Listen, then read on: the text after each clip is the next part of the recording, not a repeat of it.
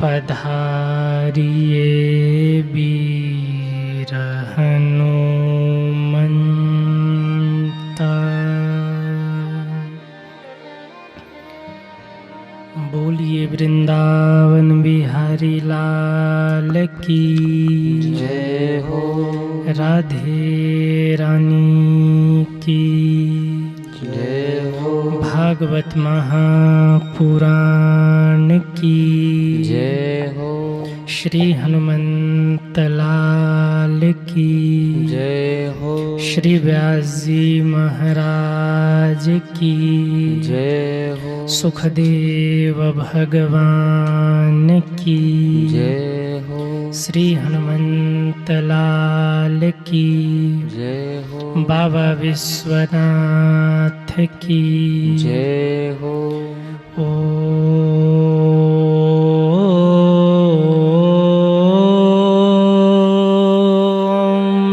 नमः पार्वती पतये हर हर महादेव।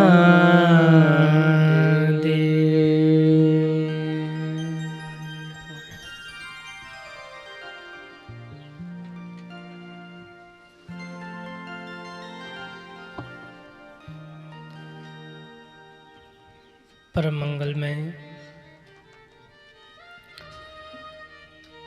परात्पर अखिलेश्वर अकारण करुणा वरुणालय भक्तवांछा कल्पतरु भगवान श्री बालकृष्ण लाल श्री राधा रानी एवं उनका ही दिव्यवांगमय स्वरूप श्रीमद् भागवत महापुराण की परम पावनी कथा को बारंबार प्रणाम निवेदित करते हुए विराजमान परमानंद संत वीर बलवंत कपिराज श्री हनुमंत लाल के पावन चरणों में बारंबार प्रणाम वंदन करते हुए पूज्य श्री सद्गुरुदेव जी महाराज के पावन चरणों में बारंबार प्रणाम वंदन करते हुए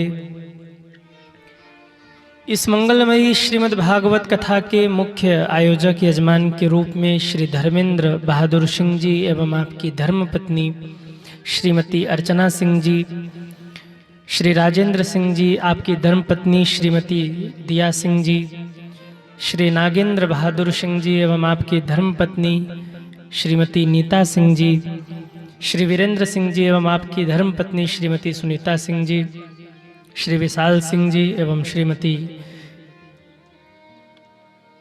रंजना सिंह जी, श्री विकास सिंह जी एवं आपकी धर्मपत्नी श्रीमती दीपिका सिंह जी, श्री राकेश सिंह जी, श्रीमती पम्मी सिंह जी एवं समस्त सिंह परिवार जिनके माध्यम से इतनी मंगलमयी कथा आज आपके इस निवादा में आरंभ हुई और आप सब इस गंगा में गोता लगा रहे हैं। ऐसे पूरे सिंह परिवार के लिए आप लोग एक बार जोरदार तालियां बजाइए। मेरी व्यासपीठ से पूरे सिंह परिवार को साधुवाद। विशेष साधुवाद हमारे श्री वीरेंद्र सिंह जी को।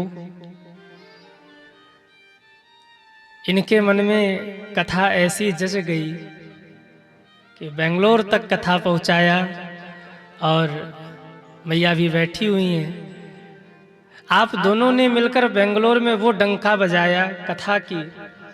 इतने व्यस्त शहर में लोग 3-3 घंटे बैठ के कथा का आनंद लेते रहे और फिर बेंगलोर से खींचकर आपके नेवादा में आप सब के लिए कथा लेकर आए।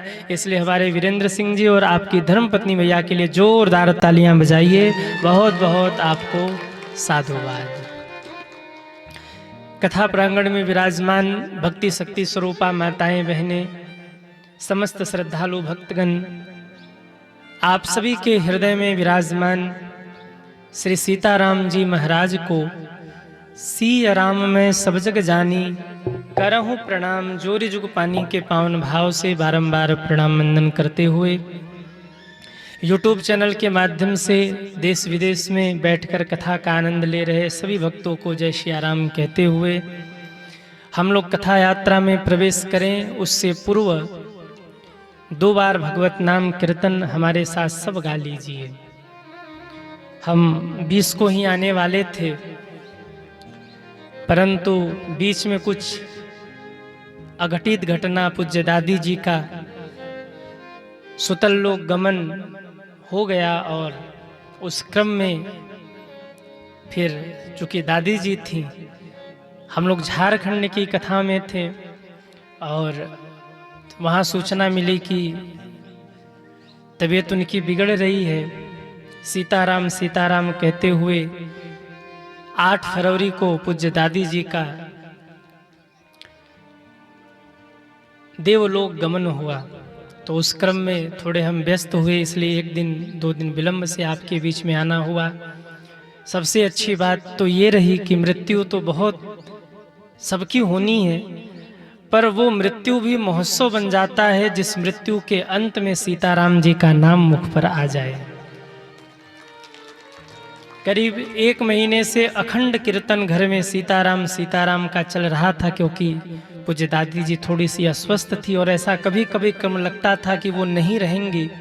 1 महीने अखंड कीर्तन चला और फिर अंत समय में सीताराम कह के उनका शरीर शांत हुआ। ये भक्ति का उनको फल मिला। उस क्रम में रहे पर फिर आज आगमन हुआ आपके बीच में। हम लोग कथा क्रम में प्रवेश करें उससे पूर्व 2 बार भगवत नाम कीर्तन हमारे साथ सब गा लीजिए। श्री कृष्ण गोविंद हरे मुरारी, हे नाथ नारायण वासुदेवाय।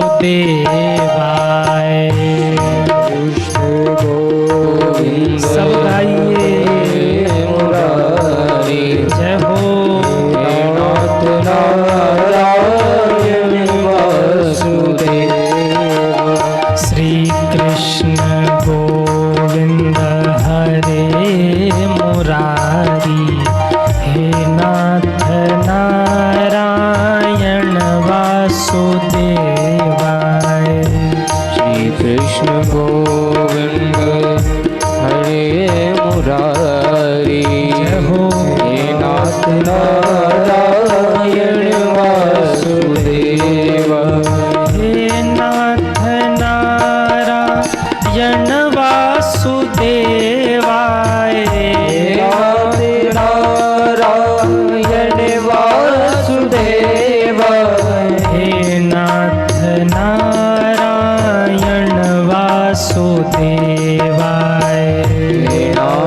सब गाइए भाव से वासुदेव। श्री कृष्ण गोविंद हरे मुरारी, हे नाथ नारायण वासुदेवाय।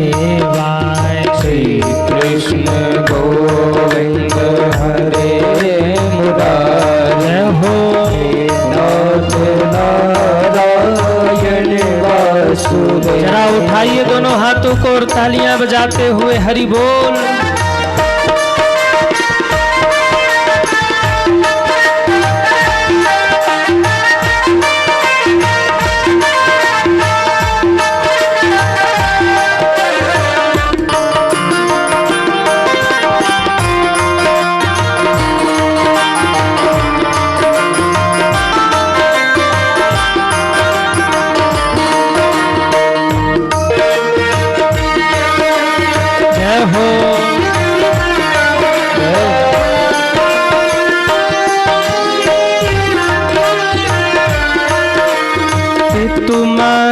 स्वामी सखा हमारे, स्वामी नारायण सखा हमारे। तुमात स्वामी सखा हमारे, तुमात स्वामी सखा हमारे। नाथ नारायण वासुदेवाय। नाथ नारायण वासुदेवाय। श्री कृष्ण गो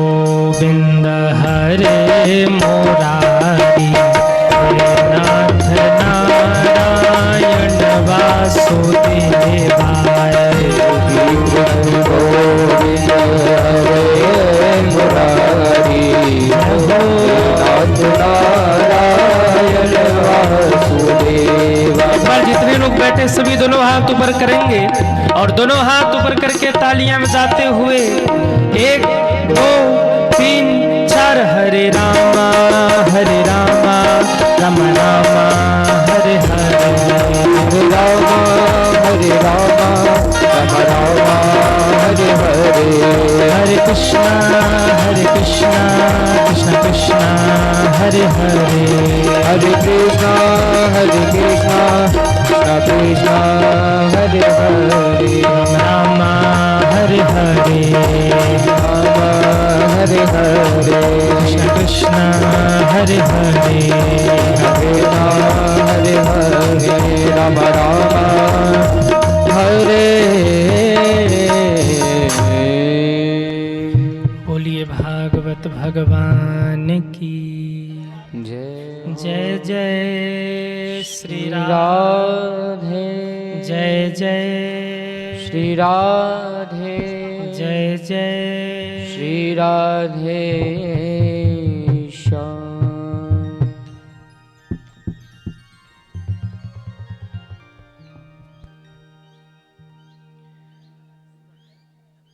हम सभी का ये परम सौभाग्य जो इस नेवादा की धरती पर बैठकर हम सभी लोग श्रीमद् भागवत कथा का आनंद ले रहे हैं।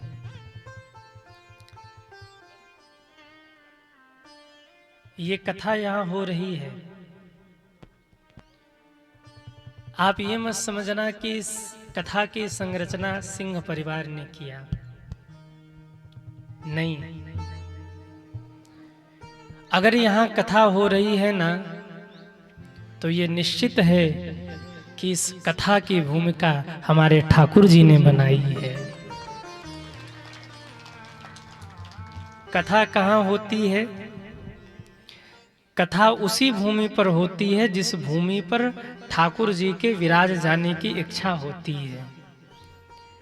ये जो प्रांगण है ना, इस प्रांगण का पुण्य उदित हुआ जो इस कथा प्रांगण में भगवान की कथा हो रही है। और ये निर्णय किसने दिया? बोले ठाकुर जी ने दिया। शंकर जी एक बार पार्वती जी के साथ कहीं जा रहे थे, रुके और दंडवत प्रणाम किया। माता जी ने कहा कि प्रभु आप दंडवत प्रणाम कर रहे हैं, क्यों? कहा देवी आज से 5000 वर्ष पहले इसी भूमि पर भगवान की कथा हुई थी, इसलिए इस भूमि को मैं नमन कर रहा हूं, वंदन कर रहा हूं। माँ ने भी प्रणाम किया, दोनों फिर आगे बढ़े। जाते जाते शंकर जी फिर रुक गए, फिर दंडवत प्रणाम किया। माँ ने कहा प्रभु इस बार आपने क्यों दंडवत प्रणाम किया? भगवान शंकर कहते देवी ये जो भूमि है ना, आज से 5000 वर्ष के बाद इसी भूमि पर मेरे राम जी की कथा होनी है, इसलिए मैं इस भूमि को प्रणाम कर रहा हूं। मतलब कथा तभी हो पाती है जब ठाकुर जी की कृपा होती है। कथा उसी भूमि पर हो पाती है जिस भूमि पर मेरे भगवान विराजमान होना चाहते हैं। बच्चे को बिठा लो भाई, रो रहा है बच्चा। बोलिए भक्तवत्सल भगवान की जय हो। बच्चों की अपनी मौज होती है, वो कभी रोएंगे कभी गाएंगे। इस भूमि का चयन मेरे ठाकुर जी ने किया, और आप सभी अगर यहाँ के बैठे हैं ना, तो ये निश्चित है कि मेरे भगवान ने ही आपको बुलाया है, क्योंकि अति हरि कृपा जाहि पर होई, हरि कृपा जाहि पर होई, अति हरि कृपा जाहि पर होई, अति हरि कृपा जाहि पर होई, अति हरि कृपा जाहि पर होई, अति हरि कृपा सब गाइए जाहि पर होई, पावन दे यही मार्ग सोई। पार यही मार्ग सोई। मार्ग सोई। मार्ग सोई। मार्ग सोई। कथा में कौन जाता है? कहा अति हरि कृपा जाहि पर होई, पाँव देहि यही मार्ग सोई। जिसके ऊपर मेरे भगवान की अति कृपा होती है ना, उसी के पैर भगवान की ओर आगे बढ़ते हैं। एक बात और मैं बताऊं, ध्यान से सुनना। जीवन में कभी अचानक से आपको भगवान की याद आ जाए, जीवन में कभी अचानक से आपको लगे कि हमें भगवान का नाम लेना है, हमें भगवान का दर्शन करना है, हमें भगवान की कथा सुननी है, तो ये मान लीजिएगा कि आप नहीं याद कर रहे, बल्कि भगवान ने आपको याद किया है, तभी आपको उनकी याद आ रही है। कभी अचानक से भगवान की कथा सुनने की इच्छा हो ना, तो ये समझ लेना कि प्रभु आपको याद कर रहे हैं। कभी अचानक से भगवत दर्शन की इच्छा हो, तो ये समझ लेना कि भगवान ने आज आपका स्मरण किया है। सोई जानहि जनि देहूं जनाई, जानत तुमहि होई जाई। भगवान को कौन जानेगा? बोले जिसको भगवान जनाना चाहेंगे। आप लोगों को भगवान सुनाना चाह रहे हैं, तब आप सुन रहे हैं। नहीं, बहुत लोग इसी नेवादा में अपने घर में बैठे होंगे। कै बज रहा है? कहिए 4:30 ना? पकौड़ी का समय हो गया है। घरवाली को कहेंगे पकौड़ी बना के ले आ, चाय साथ में ले आना, चाय पकौड़ी करेंगे। कौन जाए कथा वथा में? नहीं आ पाएंगे। क्यों? भगवान की कृपा नहीं है, भगवान बुलाना नहीं चाह रहे। आएगा कौन? बोले जिसको मेरे प्रभु बुलाएंगे। तो ये यहां जितने लोग बैठे हैं ना, आप लोग खुश हो जाइए। पूछिए क्यों? अरे पूछिए भाई। देखो हम बनारसी आदमी हैं, और बनारसी लोग बड़े फेमस होते हैं, अकड़ू होते हैं। हाँ, उनकी अपनी एक मौज होती। शिव की नगरी के हैं ना, तो वो अपनी एक मौज में रहते हैं।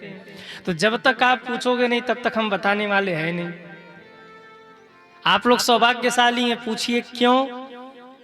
अरे बोलो ना। इसलिए कि आप कथा में बैठे हैं।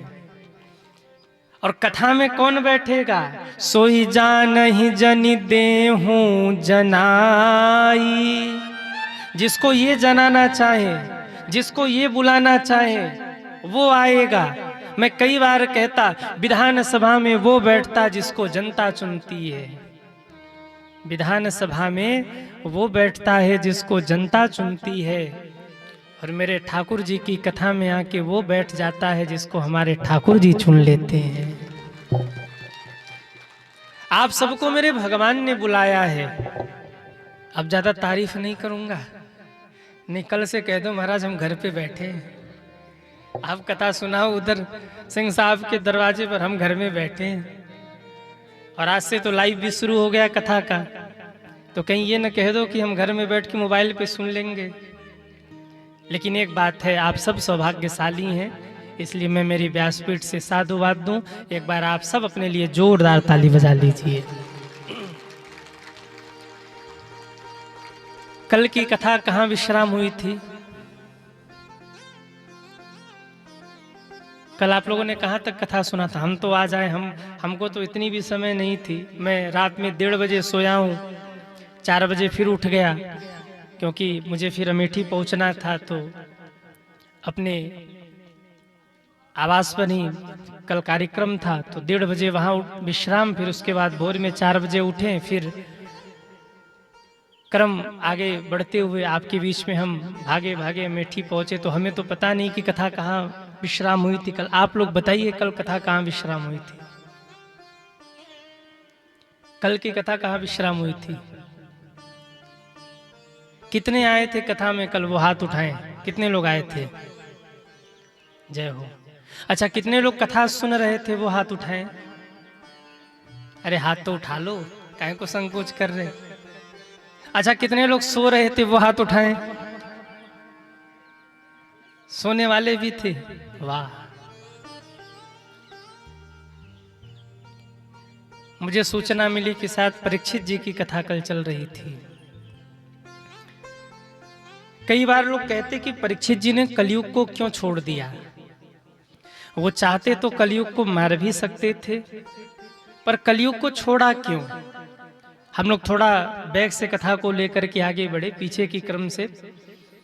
राजा परीक्षित एक दिन घूमने के लिए निकले, भ्रमण के लिए निकले, और जब भ्रमण के लिए निकले तो उन्होंने देखा कि एक गौ माता है, एक बैल है और एक काला कलूटा आदमी है। बैल के 3 पैर कटे हुए हैं, वो बैल 1 पैरों से चल रहा है। गाय उस बैल को देख करके रो रही है, और वो काला कलूटा व्यक्ति हाथ में डंडा लेकर कभी गौ माता को मारता है, कभी बैल को मारता है। ये बैल कौन है? वो गौ माता कौन थी? और वो काला कलूटा व्यक्ति कौन था? वो बैल कोई और नहीं, स्वयं धर्म ही वो बैल था। वो गौ माता कोई और नहीं, धरती ही वो गौ माता थी। और वो काला कलूटा व्यक्ति कोई और नहीं, कलयुग ही वो काला कलूटा व्यक्ति था। सज्जनों, 3 पैर कलयुग ने बैल के काट दिए। धर्म के बैल धर्म है, और धर्म के 4 पैर कौन कौन से? सत्य, दया, शौच और दान। ये धर्म के 4 पैर है। सतयुग में 4 पैर थे धर्म के, सत्य, दया, शौच और दान। लेकिन जब कलयुग आया ना, तो इसने धर्म का पहला पैर काटा, और उस पैर का नाम है सत्य रूपी पैर। कलयुग में कोई सत्य नहीं बोलता। अच्छा, बोलते हैं क्या? सत्य बोलते हैं? कितने लोग सत्य बोलते हैं वो हाथ उठाएं। वाह, बहुत सत्य बोल रहे हैं। हाथ में मोबाइल फोन हो, कितने लोग मोबाइल चलाते हैं वो हाथ उठाए। जो मोबाइल यूज करते हैं, सब यूज करते हैं, सब उपयोग करते हैं। हाथ में मोबाइल हो और मुख से झूठ न निकले, ऐसा हो सकता है क्या? जब से मोबाइल फोन आया इसने एकदम सत्यानाश कर दिया। बैठे होंगे घर में, कहेंगे स्टेशन पे बैठा हूं। बैठे होंगे स्टेशन पे, कहेंगे ऑफिस में बैठा हूं। आदमी बात बात में झूठ बोलता है। और देखो, पहले के लोग झूठ बोलने से डरते थे, और आजकल के लोग सत्य बोलने।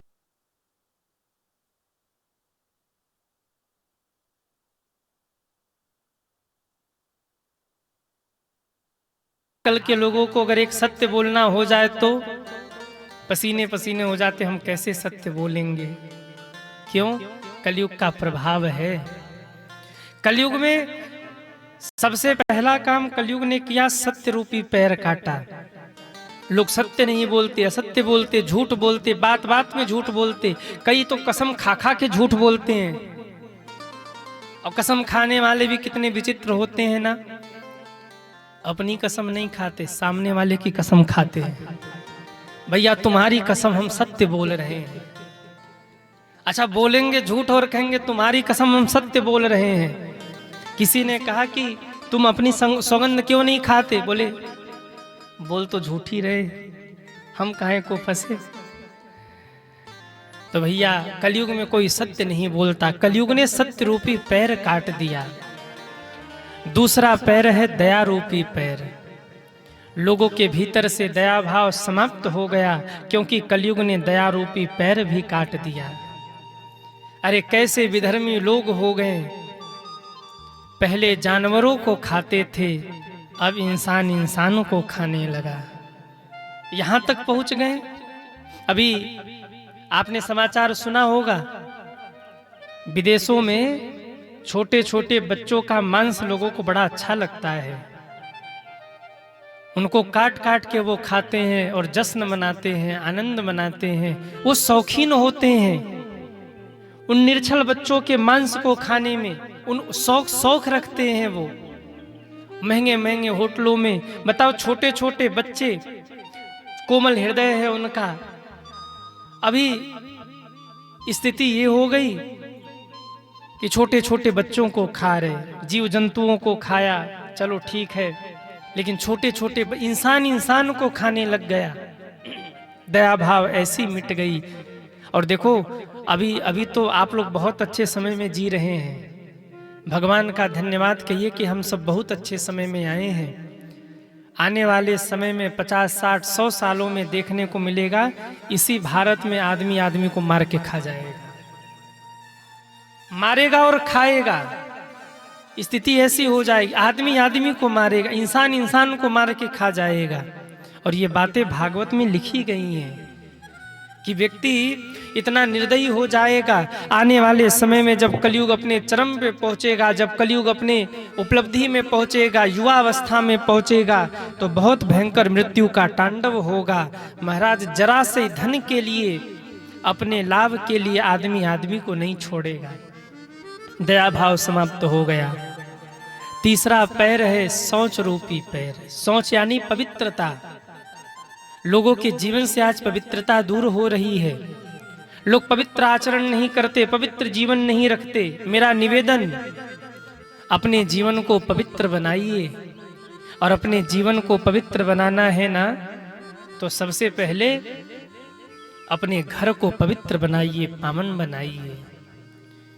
कौन व्यक्ति कैसा है अगर देखना है तो केवल उसके घर की दो चीज आप देख लीजिए, व्यक्ति का आकलन हो जाएगा कि व्यक्ति कहां तक है। पहली रसोई देख लीजिए और दूसरे स्नान गृह देख लीजिए। अगर रसोई में जूठे बर्तन फेंके पड़े हैं, मक्खियां भिनभिना रही हैं, चारों ओर अपवित्रता फैली हुई है, शुद्धता नहीं है, जूठन पड़ा हुआ है, रात के जूठे बर्तन ऐसे ही फेंके हुए, दिन भर ऐसे ही पड़े हुए हैं, मतलब उसका जीवन ठीक नहीं है। और अगर स्नान गृह मगा कहीं फेंका है, पानी की टोटी से जल गिर ही रहा है, व्यवस्थित नहीं है, वास्तु दोष भी होगा, उस घर में कभी वृद्धि नहीं हो सकती, कभी सुख समृद्धि नहीं आ सकती। अपने रसोई को व्यवस्थित करिए और अपने स्नान गृह को व्यवस्थित करिए। रसोई को, अच्छा देखो, रसोई में हर किसी को ले भी नहीं जाना चाहिए। रसोई में आप अपनी रसोई में क्या बना रहे हैं ये बहुत गुप्त होना चाहिए। भोजन और भजन जितना आप गुप्त रखेंगे, आपके घर की सकारात्मकता उतनी ही बढ़ेगी। रसोई को पवित्र रखिए। और माताओं से विशेष करके निवेदन, रात में सोने से पहले सारे बर्तन धुल के सोया करिए। और सुबह सुबह उठ के कम से कम झाड़ू लग जाए, और हो सके तो नमक थोड़ा सा जल में डाल करके घर की देहली पर पोछा अवश्य करिए। इससे आपके घर के नकारात्मक विचार दूर होंगे। थोड़ा सा नमक डाल करके जल में आप दरवाजे पर पोछा करिए। ये सब बातें मैं क्यों कह रहा हूं? क्योंकि कलयुग ने तीसरा पैर शौच यानी पवित्रता रूपी पैर काट दिया। अगर घर में पवित्रता नहीं रखेंगे तो कलयुग घर में घुस जाएगा, और कलयुग घर में घुस गया ना तो फिर क्या तांडव करेगा वो तो वही जानता है। सत्य रूपी पैर कटा, दया रूपी पैर कटा, शौच यानी पवित्रता रूपी पैर कटा। एक पैर है जिस पर धर्म खड़ा है, और उस पैर का नाम है दान रूपी पैर। कलयुग में लोग थोड़ा बहुत दान पुण्य कर लेते हैं, जिसके कारण धर्म टिका हुआ है। जितना भी आप कमाइए उसका दशांश निकाल करके दान करते चलिए, क्योंकि दान में कम कलो युगे। कलयुग में दान की महिमा है। कलयुग चौथा पैर काटने को आगे बढ़ा। राजा परीक्षित दौड़े, अरे दुष्ट, तू कौन है? क्यों बैल को इतना कष्ट दे रहा? मेरे राज्य में गौ माता को तू इतनी पीड़ा दे रहा है, बैल को इतना कष्ट दे रहा, तू है कौन? कलयुग चरणों में गिर पड़ा, महाराज मैं कलयुग हूं। राजा बोले, कलयुग मेरे रहते कलयुग रह जाए, निकल जा मेरे राज्य की सीमा से बाहर।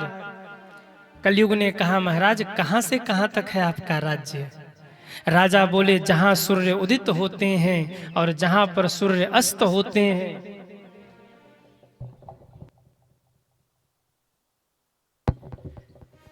बोलिए भक्तवत्सल भगवान की। जहां सूर्य उदित होते हैं और जहां पर सूर्य अस्त होते हैं वहां तक मेरा ही साम्राज्य है। कलयुग कहता है महाराज पूरे धरती पर तो आपका ही साम्राज्य है, फिर धरती को छोड़ के कहाँ जाऊं? मुझे कुछ स्थान दे दीजिए जहां मैं रह सकूं।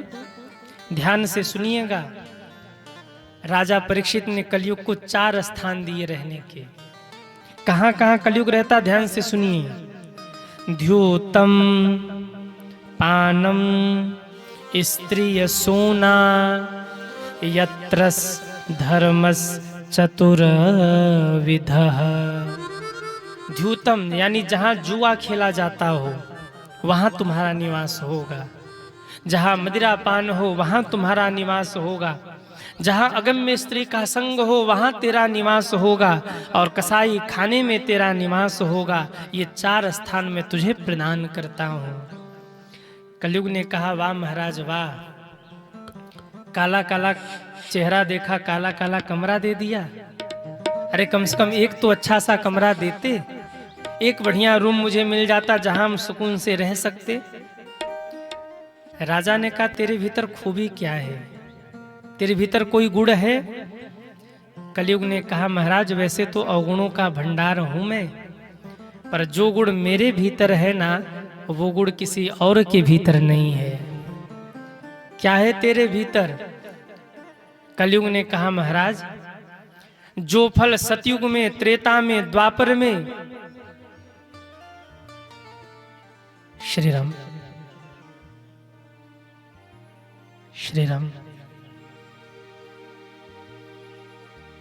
श्री राम। बोलिए भक्तवत्सल भगवान की जय हो। नमः पार्वती पतये हर हर महादेव। कहाँ थे हम लोग? कलयुग कहता है महाराज वैसे तो मैं अवगुणों का भंडार हूं, पर जो चीज मेरे भीतर है ना वो किसी और में नहीं है। जो मेरे युग में है वो और किसी के युग में नहीं है।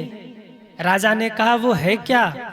कलयुग कहता है महाराज सतयुग में, त्रेता में, द्वापर में जो फल लाख लाख वर्ष तक तप करने पर, योग करने पर, यज्ञ करने पर भी नहीं मिलता, वो फल मेरे कलयुग में केवल एक बार भगवान का नाम लेने से प्राप्त हो जाता है। कलयुग केवल नामय धारा, कलयुग केवल नाम धारा, कलयुग केवल नाम धारा, कलयुग केवल नाम धारा। सुमिरी सुमिरी नर उतरहि पारा, सुमिर सुमिर नर उतरहि पारा, सुमिरी सुमिरी नर उतरहि पारा, सुमिर सुमिर नर उतरहि पारा। कलयुग कहता है कलयुग केवल नामय धारा, सुमिरी सुमिरी नर उतरहि पारा। कितने लोग भवसागर से पार जाना चाहते हैं वो हाथ उठाएं। वाह, नेवादा खाली हो जाएगा। भवसागर से पार जाना है? अरे हाँ या ना? जोर से बोलिए सीताराम, राधे श्याम। हो गए पार, मिल गया टिकट बैकुंठ का।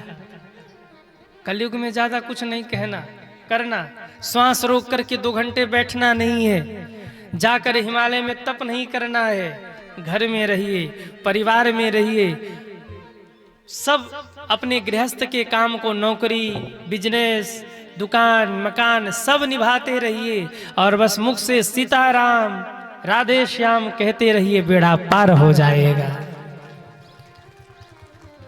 अब बताइए कितने लोग कलयुग को बुरा मानते हैं? मानते हैं ना? लोग कहते घोर कलयुग आ गया। कलयुग बुरा भी है पर कलयुग अच्छा भी है। जो गुण कलयुग के भीतर है वो सतयुग में नहीं है, वो त्रेता में नहीं है, वो द्वापर में नहीं है। लाख लाख वर्ष महात्मा तप करते फिर भी भगवान का दर्शन नहीं होता। और यहाँ हाथ काम मुख राम है, हाथ से संसार का काम करते रहिए, मुख से भगवान का नाम लेते रहिए। आप लोग भाइयों बाइक चलाते रहिए, कार चलाते रहिए, सीताराम सीताराम सीता राम सीताराम सीताराम राम सीताराम सीताराम। माताओं से निवेदन, रोटी बनाते रहिए, सीताराम सीताराम सीताराम सीताराम सीताराम सीताराम सीताराम सीताराम। पर माताएं क्या करती हैं? उधर भोजन बन रहा, कान के पास फोन लगा लेंगी, हेलो, बहन से बात हो रही है, हेलो, अच्छा सास ने बोल दिया बंटवारा कर ले, बंटवारा बंटवारा कर ले। रोटी बन रही है, बंटवारा हो रहा है।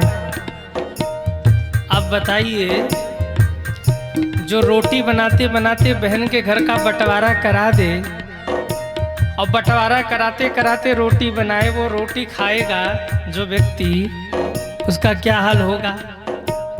बंटवारे वाली रोटी खाएगा तो बरकत होगी? अरे कहिए। इसलिए वो बंटवारा मत कराया करिए, निंदा चुगली मत किया करिए। फोन पे लगी हैं माताएं, बहन से बात हो रहा, निंदा चुगली करी जा रही, रोटी बन रही है,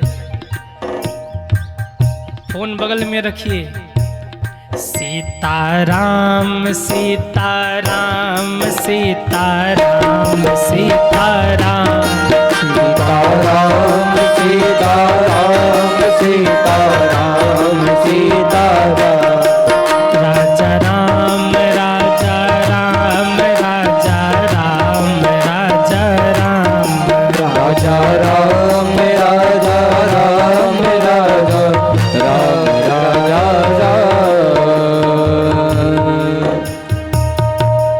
कलयुग केवल नामय धारा, सुमिरि सुमिरि नर उतरहि पारा।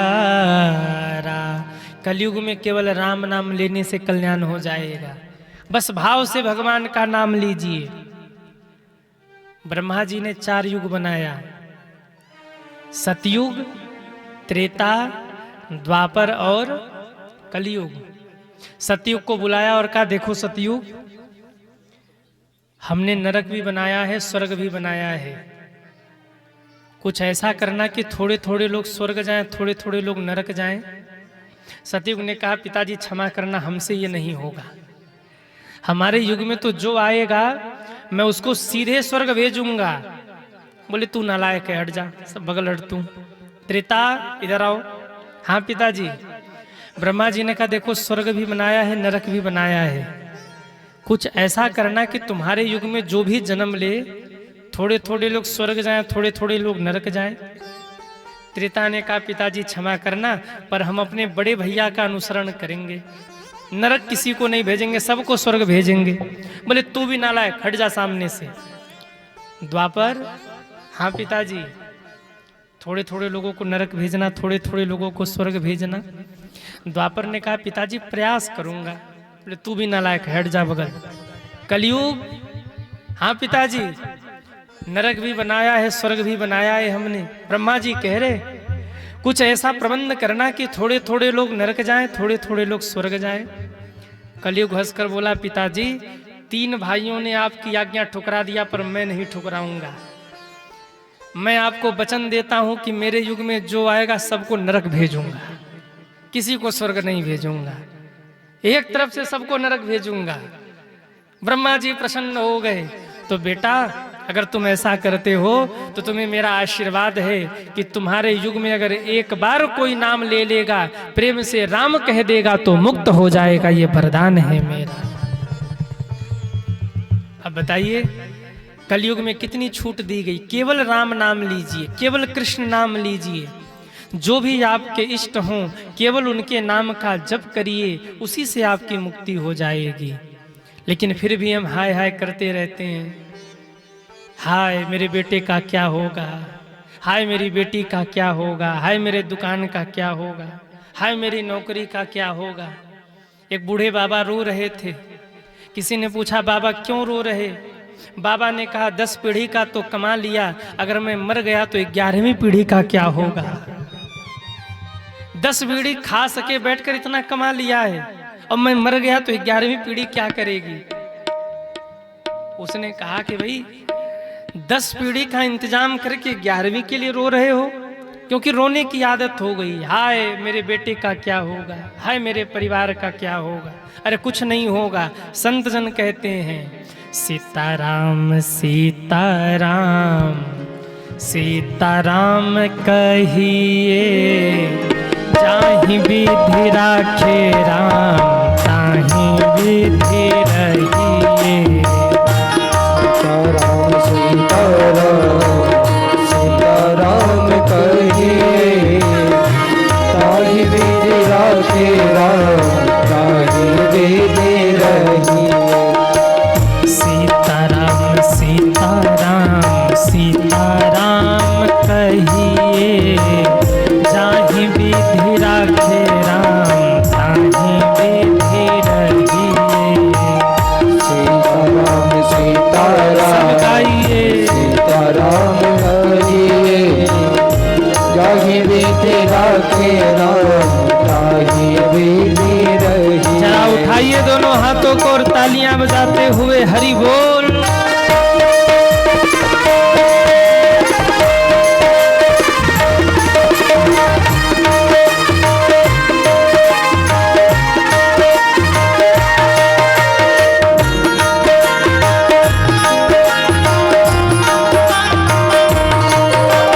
जय हो।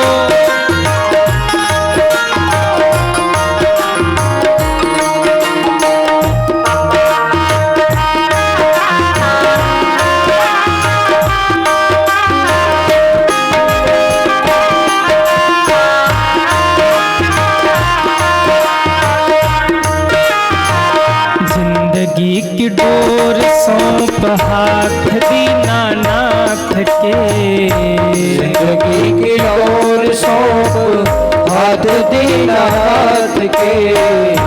जिंदगी की डोर सौंप हाथ दीनानाथ के। जिंदगी की डोर सौंप हाथ दीनानाथ के।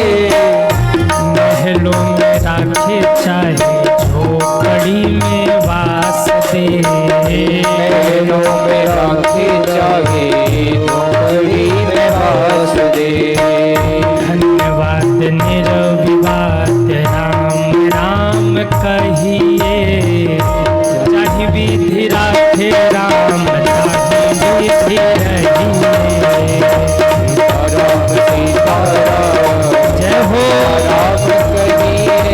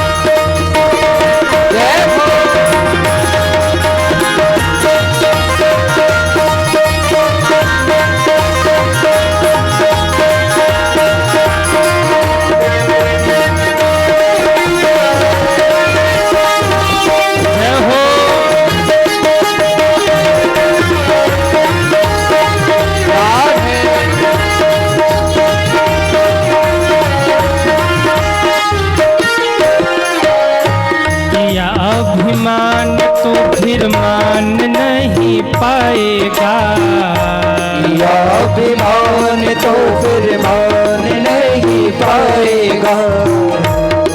या तो राम रहेंगे या तो अभिमान रहेगा, दोनों एक साथ नहीं रह सकते। या तो जीवन में राम को रख लीजिए या तो जीवन में अभिमान को रख लीजिए। किया अभिमान तो फिर मान नहीं पाएगा। किया अभिमान तो फिर मान नहीं पाएगा। होगा प्यारे वही जो राम जी को भाएगा। होगा प्यारे वही जो राम जी को भाएगा। इसलिए विधि का विधान जान हानि लाभ सहिए। विधि का विधान जान हानि लाभ सहिए। जाहि विधि राखे राम ताहि विधि रहिए। जाहि विधि राखे राम ताहि विधि रहिए। सीताराम सीताराम सीताराम कहिए। जाहि विधि राखे राम ताहि विधि रहिए। जाहि विधि राखे राम ताहि विधि रहिए। ओ जाहि विधि राखे राम ताहि विधि रहिए। ओ जाहि विधि राखे राम। ताहि विधि रहिए। किया अभिमान तो फिर मान नहीं पाएगा। किया अभिमान तो फिर, अरे गाओ भाई, ठाकुर जी सुन रहे, क्या कहेंगे कि नेवादा वालों को गाने ही नहीं आता। आपके नेवादा में झगड़ा होता है? नहीं होता? अरे कहिए, होता है? अच्छा जोर से मत बोलो, वैसे सिर घुमा दो, हाँ होता है। जैसे कीर्तन गा रहे हैं ऐसे झगड़ा करते हैं क्या? जब झगड़ा हो तो कम से कम 4 गांव तो पता लगना चाहिए कि आज झगड़ा हुआ है।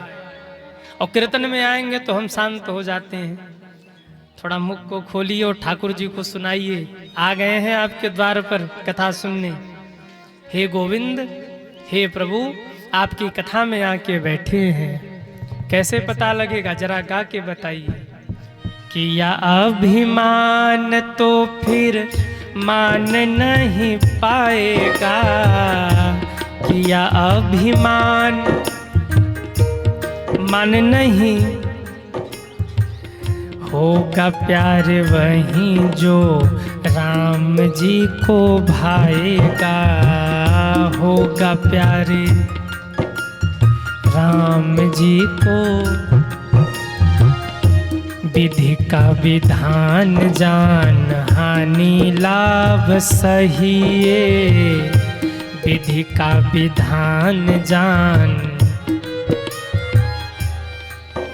ओ जाहि विधि राखे राम ताहि विधि रहिए। जाहि विधि राखे सीताराम सीताराम सीताराम कहिए। सीताराम सीताराम जय हो। जाहि विधि राखे राम, हाँ जाहि विधि राखे। बोलिए भक्तवत्सल भगवान की जय हो। कलयुग ने कहा महाराज, मेरे भीतर जो गुण है वो किसी के भीतर नहीं है। कलयुग में एक बार कोई भगवान का नाम भाव से ले लेना तो मुक्त हो जाता है। एक गुण मेरे भीतर है, कम से कम एक कोई अच्छा सा कमरा दीजिए। राजा परीक्षित के मुख से निकल गया कलयुग, जा सोने में भी तेरा निवास होगा। कहाँ निवास होगा? सोने में, स्वर्ण में। अब आप कहेंगे कि गुरुजी सोना में अगर कलयुग रहता है तब तो हम हाथ में भी सोना, पैर में भी सोना, गले में भी सोना, हाँ, ऊपर से नीचे तक सोना ही सोना पहन के रखे हुए। अब कलयुग मतलब हमारे भी साथ है।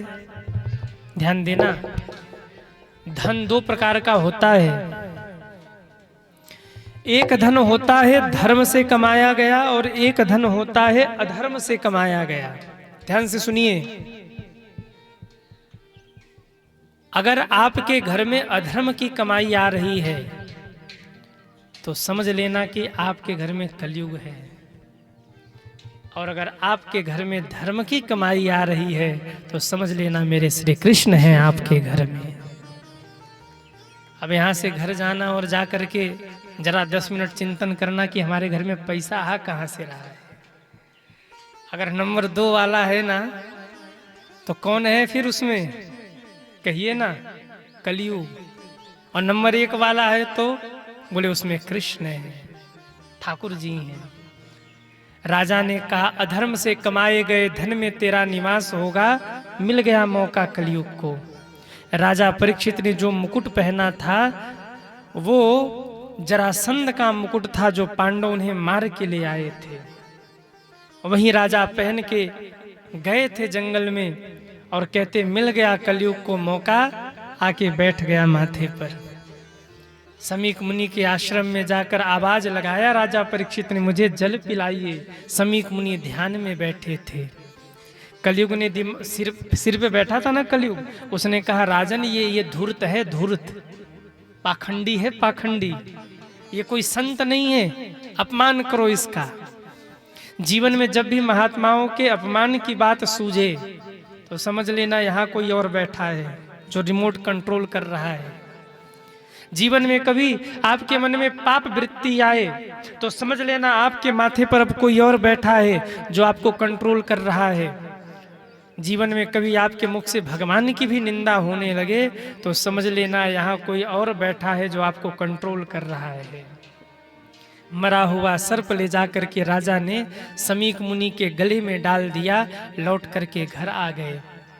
इधर समीक के पुत्र श्रृंगी को जब ये पता चला कि मेरे पिता का अपमान किसी ने किया है, हाथ में जल लेकर श्राप दिया। इति लंघित मर्यादकम तक्षको सप्तमे हनी। जिस किसी ने भी मेरे पिता का अपमान किया है मैं श्रृंगी श्राप देता हूं, आज से 7वें दिन उस अपमान करने वाले को तक्षक नाग काटेगा और उसकी मौत हो जाएगी, कोई बचा नहीं सकता।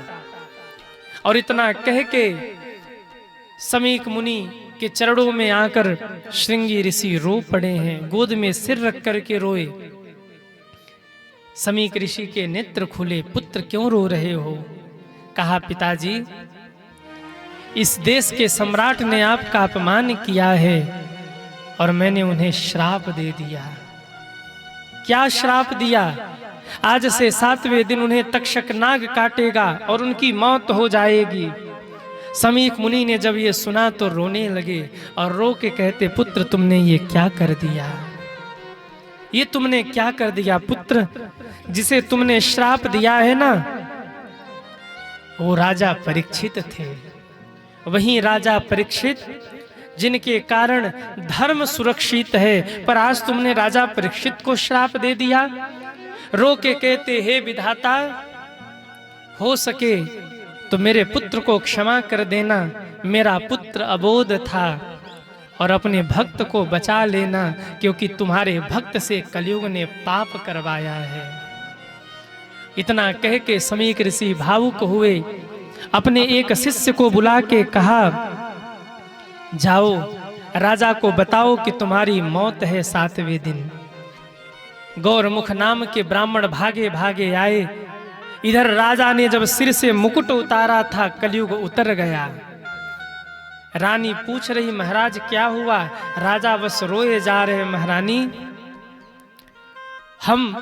हमने सदैव संतों का सम्मान किया, पर जिन हाथों से संतों का सम्मान किया था आज उन्हीं हाथों से मैं एक महात्मा का अपमान करके आया हूं।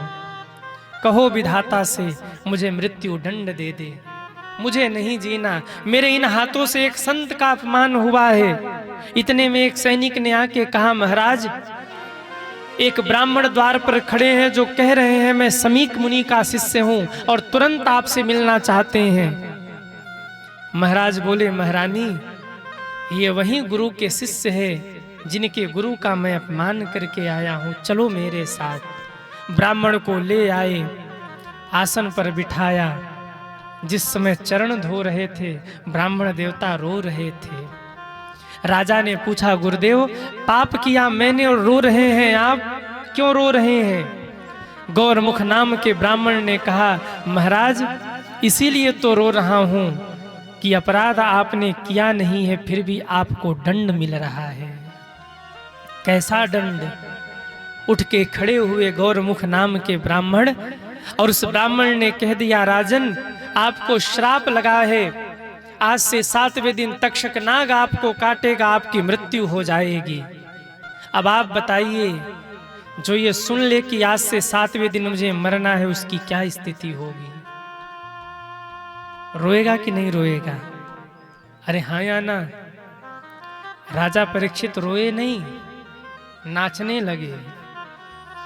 ब्राह्मण ने कहा, आप नाच रहे हैं, आनंदित हैं, उत्सव मना रहे हैं, आपको श्राप लगा है, 7 दिन में आप मर जाएंगे, 7वें दिन तक्षक नाग काटेगा आपको। राजा कहते हैं, ये तो वरदान है। कैसे?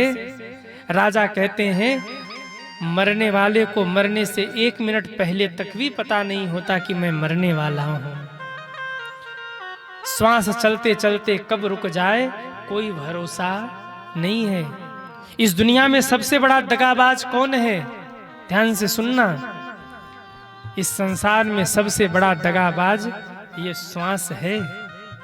ये श्वासें कब रुक जाए, कब साथ छोड़ जाए, कब दगा दे जाए, कहां नहीं जा सकता। भीतर गई है श्वास, बाहर आएगी कि नहीं आएगी इसकी भी गारंटी नहीं है सज्जनों। कौन कब रहेगा कब नहीं रहेगा इसकी गारंटी नहीं है। अच्छा आप लोग बताइए, क्या मानव जीवन की कोई गारंटी है? कहिए, आप में से कितने लोग अमर हैं वो हाथ उठाएं, जो अमर हैं। अरे अम्मा हाथ नीचे करो।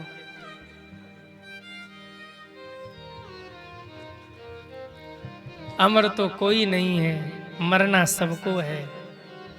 और देखिए, ये श्वासें कब चलते चलते रुक जाए कहां नहीं जा सकता।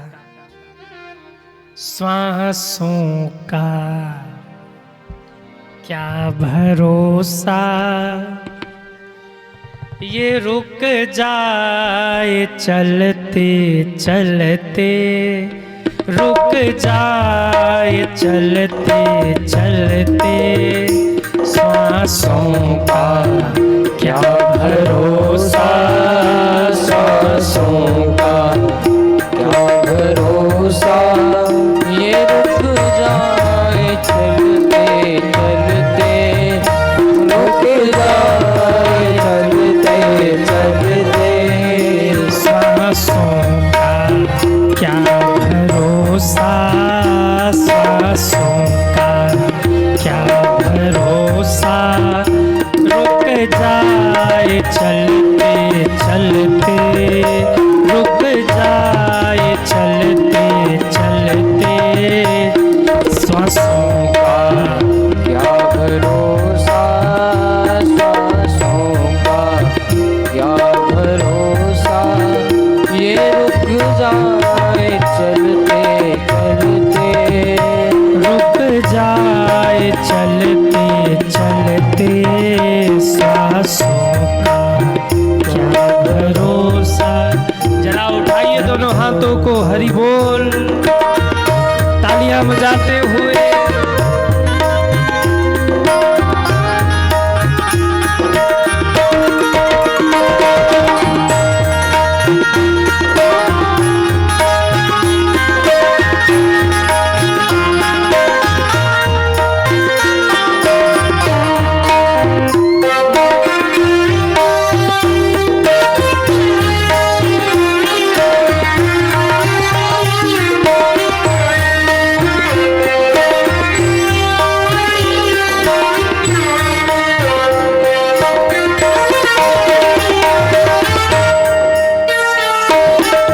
अब तक किया न सुमिरन, अब तो हरि सुमिर ले।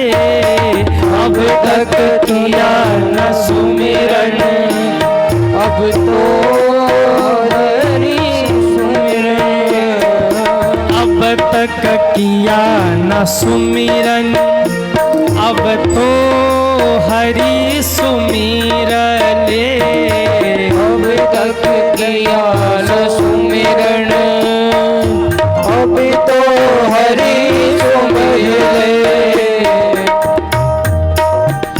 कह रही है जिंदगी की, कह रही है जिंदगी के। ये शाम ढलते ढलते, ये शाम ढलते ढलते, सांसों का क्या भरोसा, सांसों का क्या भरोसा। रुक जाए चलते चलते, रुक जाए चलते चलते, सांसों का क्या भरोसा, क्या भरोसा, सांसों का क्या भरोसा, सांसों का क्या भरोसा, सांसों का क्या भरोसा।